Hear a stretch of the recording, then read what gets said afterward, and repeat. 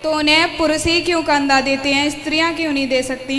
राधे राधे मित्रों, श्री अनिरुद्धाचार्य जी महाराज की प्रश्नोत्तरी कार्यक्रम में आपका स्वागत है। ये बहन जी गुरुजी से पूछती हैं, जब किसी इंसान की मृत्यु हो जाती है तो पुरुष ही क्यों कंधा देते हैं, स्त्रियां क्यों नहीं देती हैं, क्या बोले गुरुजी? तो चलिए आगे वीडियो में देखते हैं और ऐसी ही वीडियो को देखने के लिए हमारे चैनल को लाइक सब्सक्राइब अवश्य करें। गुरुजी, मेरा ये प्रश्न ये है कि जब भी किसी की मृत्यु होती है तो उन्हें पुरुष ही क्यों कंधा देते हैं, स्त्रियां क्यों नहीं दे सकती? स्त्रियों का शरीर, स्त्रियों का स्वभाव कोमल होता है। स्त्रियों को शमशान नहीं जाना चाहिए, पहले जो परंपराएं थी इसलिए। उसका साइंटिफिक रीज़न बता। आजकल तो लड़कियां जाती हैं, कंधा भी देती हैं, आग भी देती हैं, पर जो नहीं देते थे उसके पहले एक बहुत बड़ा साइंटिफिक रीज़न था।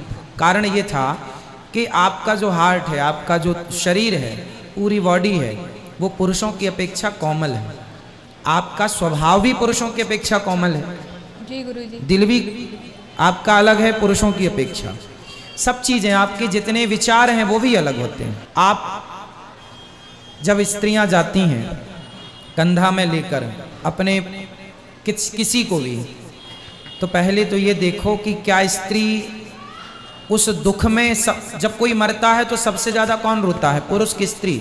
स्त्रियां रोती हैं। उस दुख के हाल में क्या वो कंधा देने लायक है? चलो हो भी गई तो शमशान में जब आदमी जलता है, कल तक जिससे प्यार था, कल तक जिसको छाती से लगाती थी, पति हो, बेटा हो, बाप हो, उसे जब वो जलता देखेगी ना, ये चमड़ी मोमबत्ती की तरह पिघलती है। जब आप इसे पिघलता हुआ देखेंगे अपनी आंखों के सामने ये दृश्य, तो आप भयभीत हो जाएंगे, डर जाएंगी आप।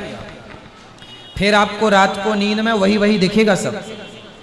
कहीं आप डिप्रेशन में ना चले जाएं, कहीं आपका हार्ट फेल ना हो जाए इस दृश्य को देखकर, कहीं आपका ब्लड प्रेशर हाई ना हो जाए, कहीं आप बीमार ना पड़ जाएं।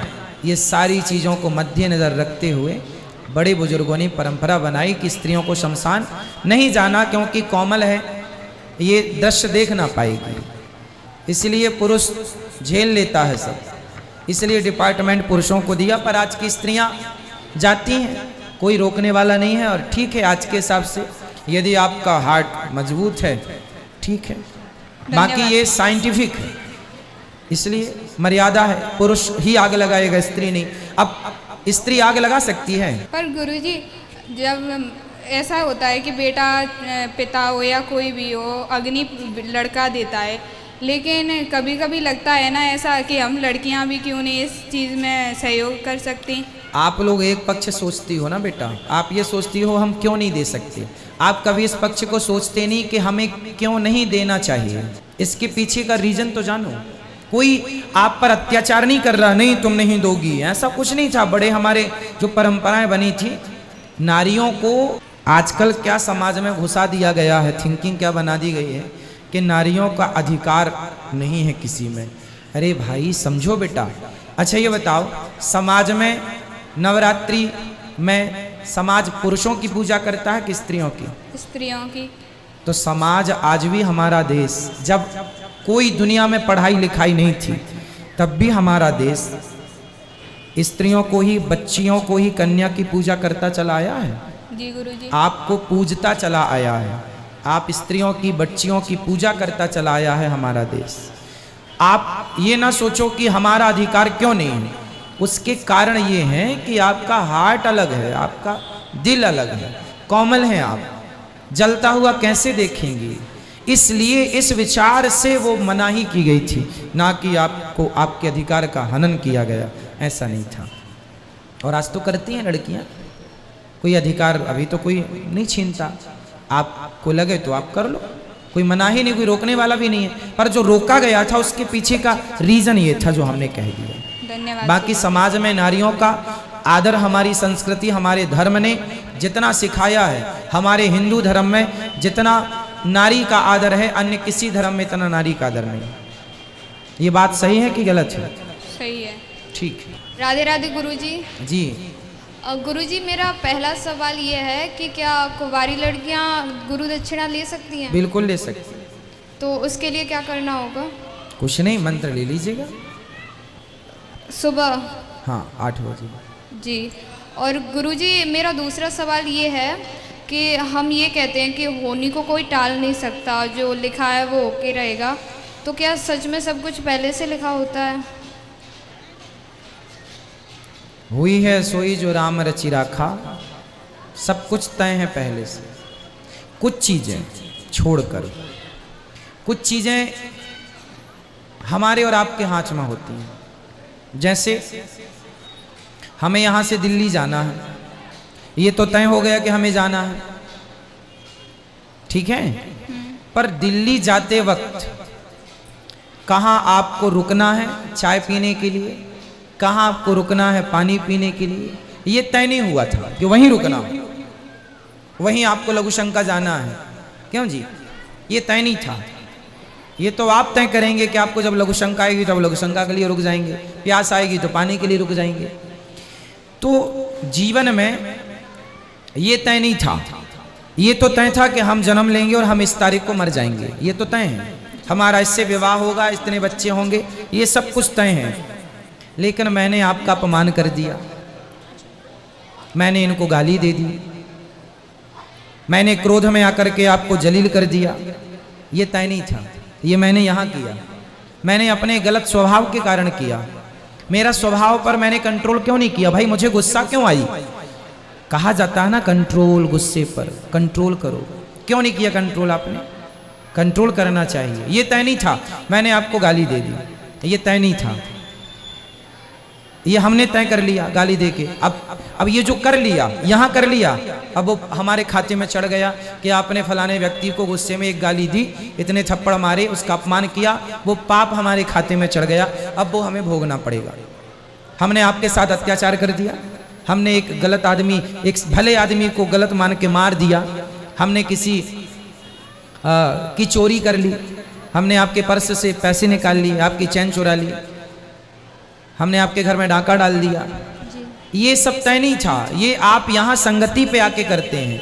आपने शराबी की संगति की तो शराबी हो गए, डकैत की संगति की तो डाकू हो गए, और भक्त की संगति कर ली तो भक्त हो गए। संगत से गुण आते हैं, संगत से गुण जाए।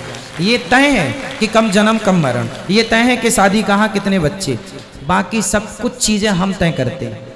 अब आपने प्रश्न किया, हमने उत्तर दिया। ये तय नहीं था कि हम क्या उत्तर देने वाले हैं। हमने अपने विवेक से, आपके सवाल के बहुत सारे उत्तर हो सकते हैं, जो हमारी बुद्धि में आया वो हमने कह दिया। तो ये हमने तय किया कि हमें कैसे आपको समझाना है, ठीक है।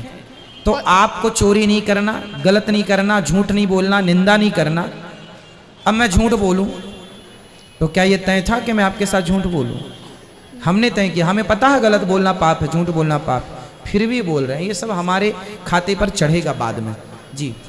और गुरुजी जो मतलब कोई अपने जीवन में बहुत ज़्यादा ख्याति प्राप्त कर लेता है, तो क्या ये भी तय होता है पहले से? जन्म विवाह मरण गति हुई, हानि, हाँ, हानि लाभ जीवन मरण, यश अपयश विधि हाथ। आपको कितना यश मिलेगा, कितना अपयश होगा, ये सब कुछ तय है। 6 चीजें तय हैं। हानि लाभ, कितना नुकसान कितना प्रॉफिट, हानि लाभ, जीवन कब जन्म होगा कब मृत्यु, जीवन मरण, यश अपयश। यश मीन्स आपका नाम, अपयश मीन्स आपकी बदनामी। ये सब कुछ तय है। किसी का अपमान हो जाए तो समझिएगा कि हमारा कोई पाप कट गया। और गुरुजी जैसे पहले लोग इतने विस्तृत नहीं थे, पहले जहाँ रहते थे वहीं से ज़्यादा विस्तृत नहीं थे, मतलब विदेशों में आना जाना उतना नहीं होता था, तो उनकी शादियाँ पास पास हो जाती थी। और आज के टाइम पे तो ऐसा भी हो जाता है कि विदेशों में भी विवाह हो जाते हैं, मतलब अलग अलग देश में।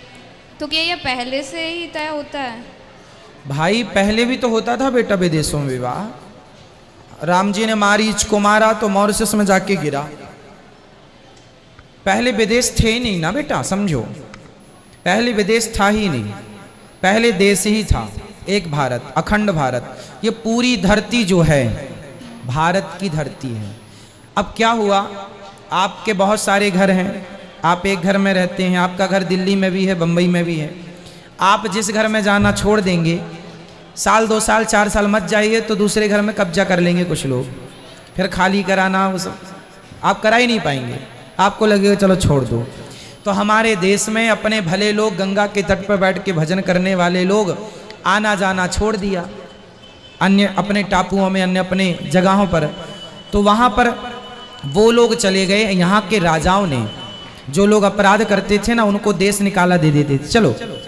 तो समुद्र पार नाव में बैठ के वो चले जाते थे। तो जो आदमी जिस टापू पर रुका वहीं अपना छोटा घर बना लिया, वहीं रहने लगा। धीरे धीरे उसके परिवार का विस्तार होता गया।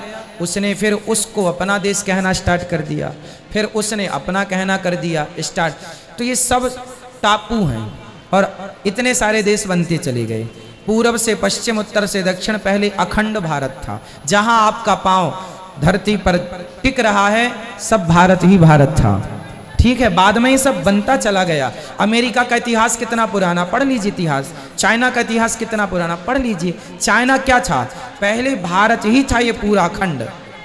आप हर देश का इतिहास पढ़ लीजिएगा और फिर भारत का इतिहास पढ़िए कि सबसे प्राचीन पहले, सबसे पहले मनुष्य कहाँ थे जानते हैं आप? 8 लाख साल पुराना तो हमारा राम सेतु है। कितने पुराना? 8 लाख साल। और विज्ञान क्या जानता है? मोहनजोदड़ो हड़प्पा संस्कृति, जो सिर्फ 2000 वर्ष पुरानी बात है।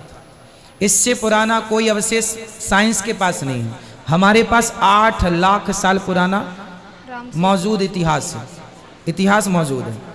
5 साढ़े 5 हजार साल पुराना कुरुक्षेत्र, जहाँ महाभारत हुआ, आज भी पुरातत्व विभाग को अवशेष मिल रहे हैं। तो नक्षत्र कितने होते हैं? 27। दुनिया जब सैटेलाइट नहीं थी तब हम जानते थे कि 27 नक्षत्र होते हैं। ग्रह कितने होते हैं? कितने ग्रह होते हैं बताओ? 9। आप आज जान रहे हैं साइंस के युग में। जब साइंस सैटेलाइट थी ही नहीं तब हमारे देश के लोग जानते थे कि नवग्रह होते हैं, हम लोग नवग्रह की पूजा करते हैं। तो साइंस तो आज चल रहा है, ठीक है। पहले बेटा जितनी पहुंच थी ना, पहले के लोग जाया करते थे देश विदेश, सबसे संबंध था। पहले विवाह जहां हो, जिसका जहां होना वहीं होता था। और कुछ